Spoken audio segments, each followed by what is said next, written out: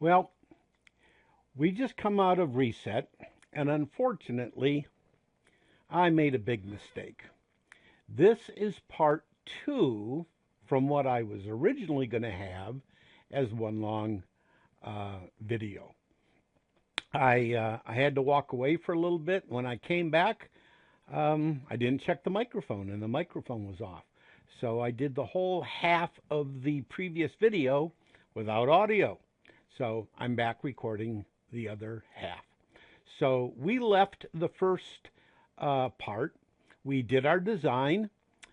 We saved it to the SD card. We used this configuration, and we installed it. And now we're back out of reset. So if you remember, before we did that, I was in factory reset mode. Now, when we come back into the controller, you can see we've got a complete 65 universes of data. You can also see that these universe numbers are not sequential the way maybe we had thought they were going to be when we assigned them to our strings, because they have to be interweaved, or what I call packed, to give us the correct memory map over here for our smart long-range receivers. So this is the E31, and this is all set up to our design. Let's take a look at the SPI. And I always like to do sanity checks to make sure everything is good. So in the SPI, we start at port 17. We start at 4060, and we end at 13659. And remember, this is a 16-string megatree where we have 200 pixels per string. So there's 32 universes here. So 4060, 13659. Again, as I said, I always like to double check just to make sure that everything matches up. And that starts at 101. And there's 4060 where we started. And we ended at 13659. So that matches up very well. Take a look at our long range. When we go on our long range, if you notice, we're not using the 4th Cat5 cable. We're using 3 Cat5 cables. Just as a recap, this first one here, this was the right side of the house, and this was the left side of the house. Here's the pixel counts for the various streams.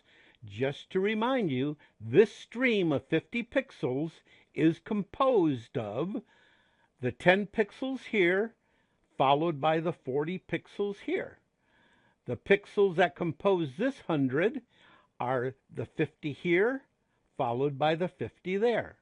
The 75 are these 25, followed by those 50.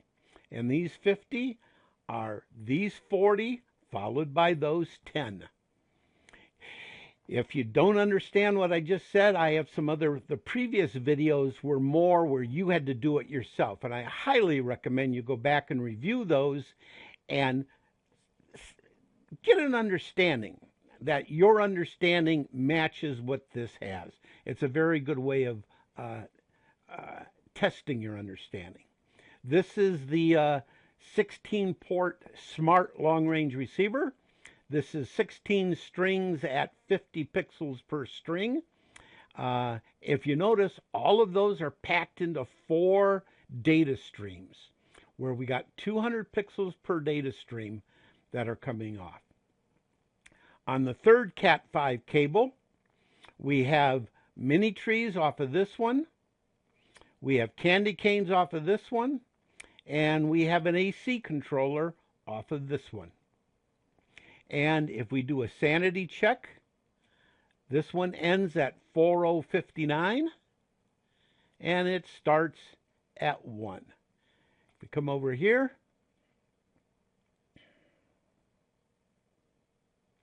we start at 1, and we come down here to 4059. which is right here, because 101 started our big mega tree. So we're perfectly in sync with our E131 memory map and our long range and our spies. Now, we're going to be going over to Xlights here in just a second, and I want to share a couple of things. If you're, and this is true whether you're dealing with LOR also. I'm not trying to ignore the LOR people. I'm just using Xlights as a demonstration. LOR, you're also using your sequencer based on universes, etc. In Xlights, you've got the capability of running your show off of an SD card, which is what I call my standalone mode. Now, there are differences when you set up Xlights, okay? The SD card implementation, it requires a lot more detail, which I'll briefly explain. When you're dealing with a hardwired connection, so you've got a cable running from a computer out to the controller. Xlights, the sequencer or the scheduler, transmits universe and channel data based on going through its layout tablet. Just as it is, it just sends them out as it finds it. They go over the air, the controller acquires that E131 packet, looks at the universe number. When it finds that universe number, like this one, 8, it says, oh, there's 30 channels associated with that, and it comes over and it puts it in this memory map. Okay? So the controller doesn't care what order these two columns come in.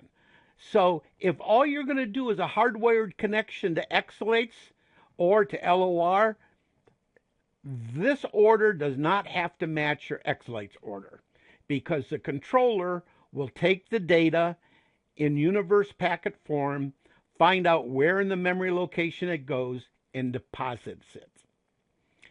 If your long-term intention is to potentially use my SD card standalone, the requirement is Xlights has to have this exact memory map. The reason being is I don't have enough time to play audio and look up each of these universe numbers for the data coming off the SD card and put it in this memory map. What the SD standalone mode does, it takes a frame of lighting data. This whole memory map is contained a frame. This memory map is replenished every 50 milliseconds. Okay? So it takes off the SD card this complete memory map, which means it has to be exactly defined in Xlights as it's defined here. If you don't, it'll play under Xlights when you're running under a wire, but you put it on the SD card, and suddenly you see, well, why my candy cane stuff in the Megatree? Why is my Megatree stuff on my house outline? That doesn't make sense. Well, it's because you don't have an exact memory map. So let's go over to Xlights now, and I'll show you how you take this information and you put it in Xlights.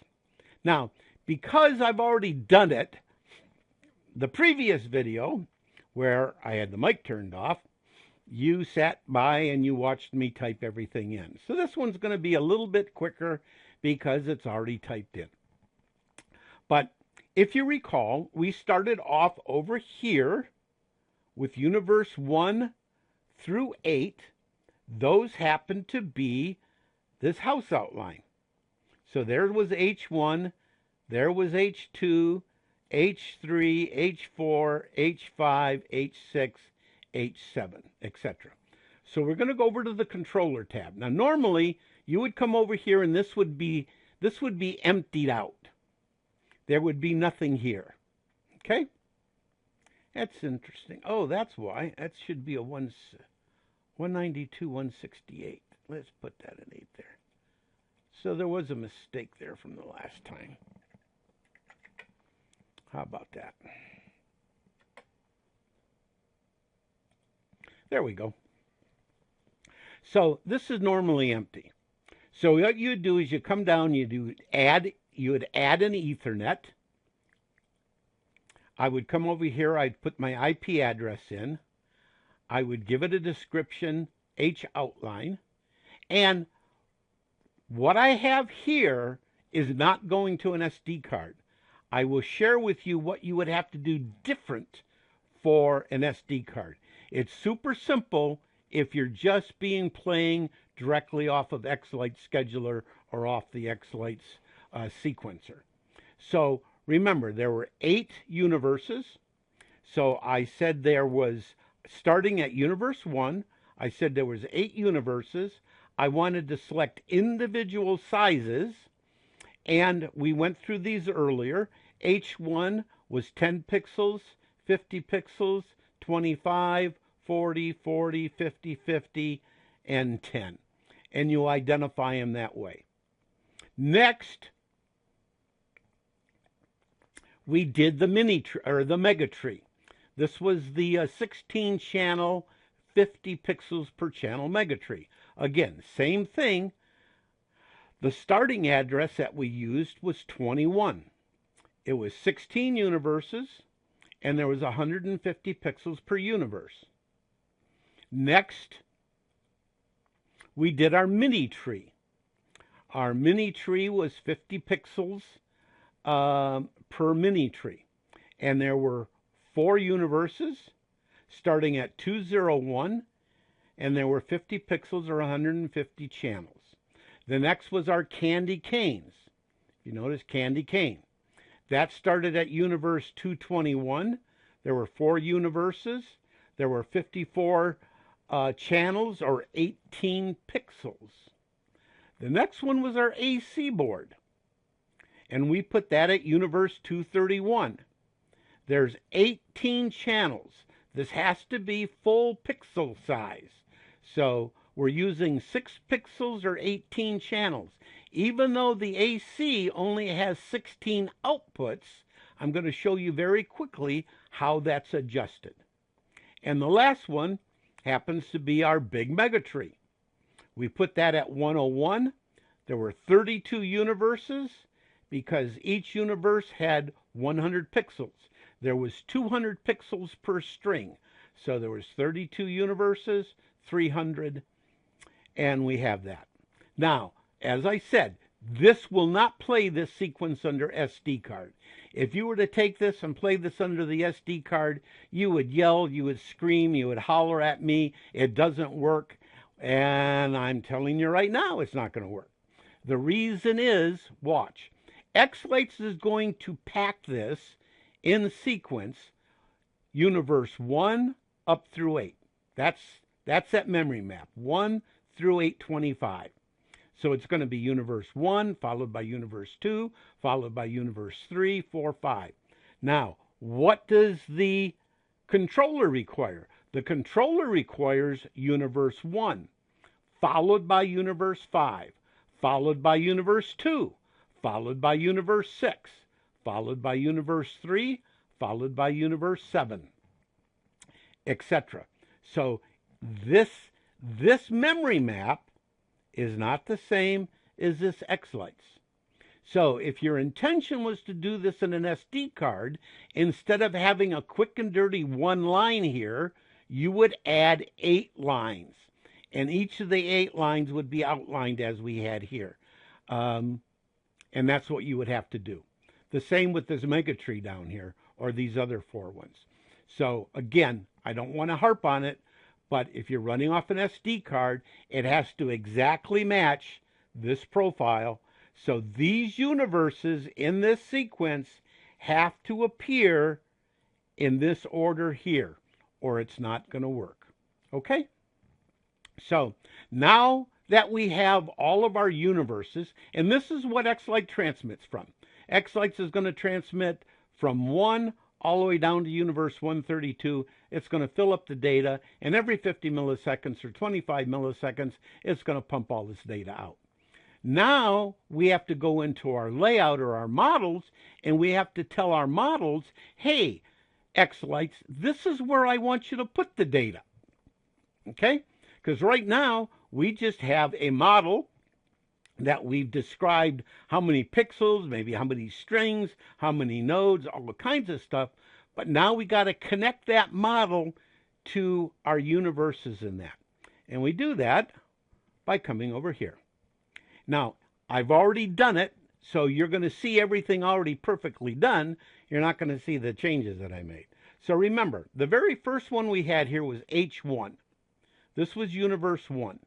So we come up here, and you come here where it says Start Channel. You want to be very particular on Start Channel. In general, you want to use universe number, okay? It's universe 1. The start channel, with the exception of your ACs, will always be 1, okay? If it's not 1, you're doing something wrong, except for AC, which we'll get into that in a minute. Now, we have another one here. This is line 1. If we look here, we can tell Xlights, hey, just go ahead, go to the end of model single line, and end of model single line was this, which was 30. So just go to the end of that and apply this. And that's exactly what this thing does. It goes to the end of the model, and each of these are just linked to the previous end of model. So they're just sequentially going right on down. The next thing we did was our tree over here. Our tree, we come down. Universe, that was universe 21, start channel 1. And Xlights will automatically fill in the other 16 universes that follow it. That's okay. The next thing we did was our mini trees. Our mini trees, we had starting at 201. Again, start channel 1 by universe number. That was then followed by our candy canes. Our candy canes started at universe 221, start channel 1. Everything's looking good. Now we get into our AC. Now, I've got 16 dots here, and I did a line of 16. Remember, in Xlights, if you're going to be driving AC lights, either incandescents or no color or single color LEDs, the string type has got to be single color. That tells Xlights only apply a single channel to each of the outputs, as opposed to 3 channels for pixels. And that started, we come up here, start channel.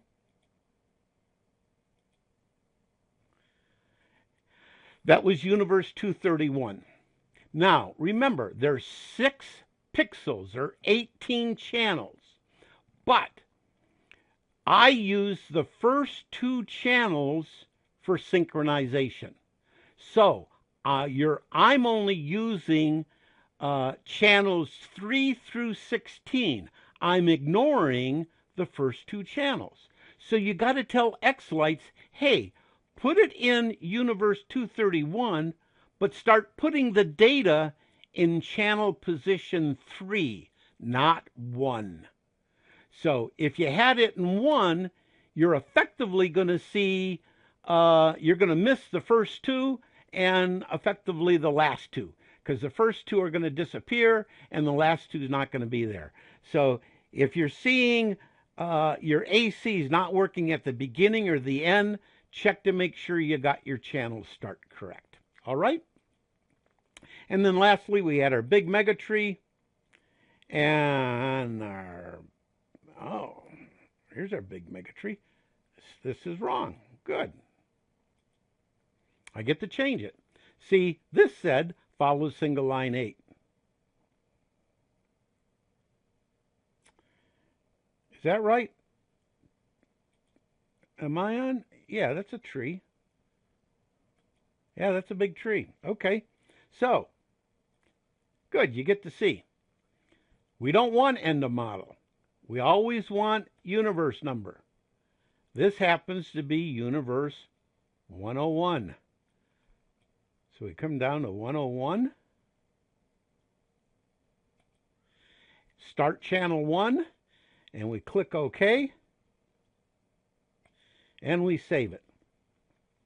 We have now successfully gone from our E131 page, which is properly organized to drive our SPY and our long-range smart receivers. We've told Xlights what universe and channel counts, and these can be in any order here because we're just driving them over E131. Remember the caution, if you're doing SD, it's a little more detailed, as I've already explained. And we've gone into the layout, and we've told Xlights where each of these models is to deposit the data so it gets transmitted properly. That should conclude this video. One last thing though. We come up here and I showed you how you load. We came in here, and remember, from our design, we came up here and we did Christmas and we installed it. Before you start using the design, let's say you already have something going, but you want to play with the design concept, okay? So you can come down here. This gets replaced. So you can say my HHH, for lack of a better word.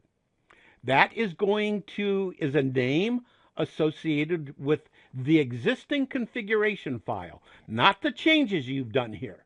So you only want to use this if you come out of reset, you come up in here, and now you say, hey, I like the way it's behaving, I'm going to save it. Now, if I was to click this, I would take the existing configuration, which happens to be what we're running right now, and it would be saved under my HHH. If I did a reset, when this popped up again, you would have Christmas 20, and you would also have my HHH. So it allows you to play around with your configurations, play around with multiple designs. You can save them, bring them back, etc., etc. One last thing I want to share with you. This is fairly new. I just want to point it out to you. It had been on my to-do list, and one of the customers called me and poked me about this. Like, how in the world, I get sick and tired of having to change these brightnesses all over. Well, guess what? I gave you a shortcut. You come in here, let's say you do 20, you hit it, and now everything's at 20. Because if you're testing your show in the basement, the garage, the living room, if you leave these guys on at 100%, they'll give you a suntan and they'll blind you over time because these pixels are very, very bright. So knock them down, knock them way down, and you'll enjoy your development a lot better. So upon that, I want to thank you for listening. Everybody be safe and have a very good upcoming season.